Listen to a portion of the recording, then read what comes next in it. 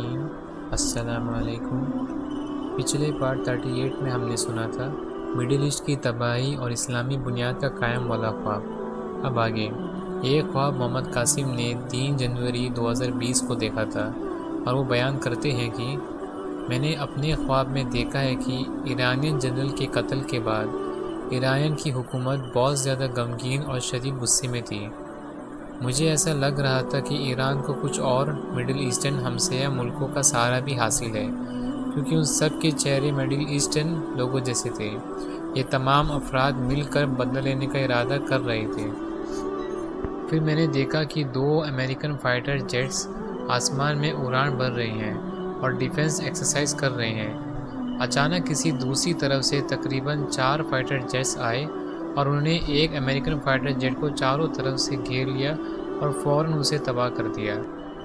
میں ان جیٹس کے قریب تھا اور یہ سب کچھ اپنی آنکھوں سے دیکھ رہا تھا۔ میں نے دل میں کہا، انہوں نے امریکہ کا فائٹر جیٹ گرا دیا ہے اور یہ ٹھیک نہیں ہوا، کیونکہ اتنے طاقتور ملک کے خلاف بنا ٹھیک پلاننگ اور اسٹریٹجی کے ایک ایسا قدم نہیں اٹھانا چاہیے تھا۔ زمین پر کچھ مسلم یہ منظر دیکھ کر بہت خوش ہو گئے اور جشن منانے کے لیے نعرے لگانے لگے کہ ہم نے امریکہ کا فائٹر جیٹ گرا دیا۔ پھر انہوں نے دوسرا امریکن فائٹر جیٹ بھی گرا دیا اور لوگ پھر سے بہت خوش ہو کر جشن منانے لگے۔ ان کے پائلٹس بھی بہت زیادہ خوش تھے اور کہتے تھے، ہم اس مقام تک پہنچ گئے ہیں کہ ہم نے امریکہ سے بدلہ لے لیا ہے۔ لیکن دوسری طرف باقی مسلمان دنیا بہت زیادہ خوفزدہ ہو گئی اور کہتی تھی، یہ کیا ہو گیا، اب امریکہ بدلہ لے گا اور یہ کوئی عام بات نہیں ہے۔ پھر میں نے اپنے آپ کو مڈل ایسٹ میں پایا، جہاں میں صورتحال کا جائزہ لے رہا تھا اور لوگوں کے گھروں کو